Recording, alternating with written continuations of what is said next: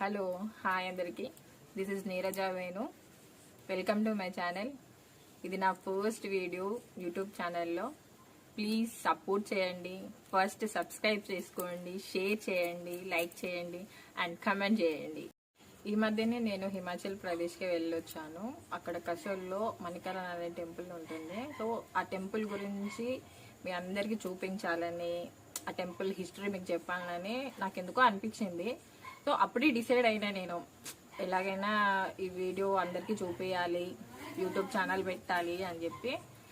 So అందమైన హిమాలయ కొండల్లోని మన ఈ వీడియోలోకి వెళ్ళిపోదాం పదండి. మణికరణ్ అనేది హిమాచల్ ప్రదేశ్లోని కుల్లు జిల్లాలోని కసోల్లో పార్వతీ రివర్ పక్కన పార్వతీ లోయలో ఉంది. సముద్ర మట్టానికి 1760 మీటర్ల ఎత్తులో ఉంది. కుల్లు నుండి మనాలి వెళ్లే మార్గంలో ఈ మణికరణ్ అనే ప్రదేశం ఉంది. మరి ఈ ప్రదేశం న్యాచురల్లీ హాట్ వాటర్కి ప్రసిద్ధి చెందింది. మణికరణ్ హిందూ మరియు సిక్కులకి తీర్థయాత్ర స్థలం. ఈ హాట్ వాటర్లో స్నానం చేస్తే స్కిన్ ఇష్యూస్ అండ్ ఆస్తమా లాంటి వ్యాధులు నయమవుతాయి.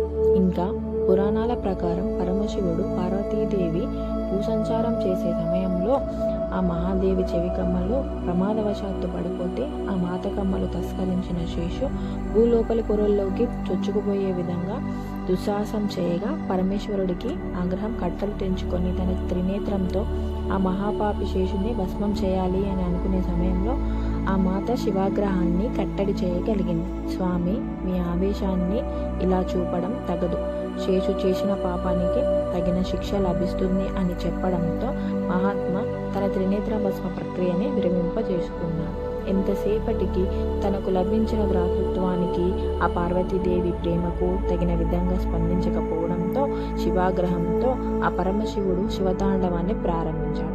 కాసేపు ఆ ప్రళయ బీభత్సంని తట్టుకోవడం చాలు అని ఆ శేషుడు గ్రహించి ఆ శివతాండవ ప్రతాపానికి భూమి లోపలి పొరల్లోంచి వేడి అధికమై తన ఉనికికై ప్రమాదం వస్తుంది అని అర్థం చేసుకున్న శేషు, పాహి పాహి పరమాత్మ, నీ శివతాండవాన్ని అల్పజీవి అయిన నేను తట్టుకోలేను. మాత ప్రేమని అర్థం చేసుకోలేక ఆ జగన్మాత కమ్మల్ని తస్కరించిన పాపం చేశాను అని తెలుసుకొని భూమి లోపలి పొరల్లోంచి ఆ కమ్మల్ని పైకి ఉబికి వచ్చే విధంగా పంపించి వేసిందట. ఇలా స్థానికులు చెప్పే పురాణాల ప్రకారం ఈ ప్రాంతానికి ఒక విశేషమైన స్థానం లభించింది అని, ఎంతో మహిమాన్వితమైన ఈ శితాండ నేలను చాలా ప్రాధాన్యం ఇస్తారు.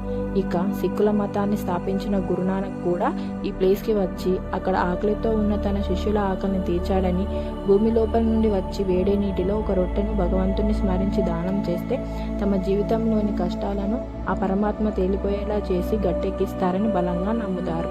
అలా ఈ ప్రాంతం హిందువులకి, సిక్కులకి పుణ్యక్షేత్రంగా మారింది.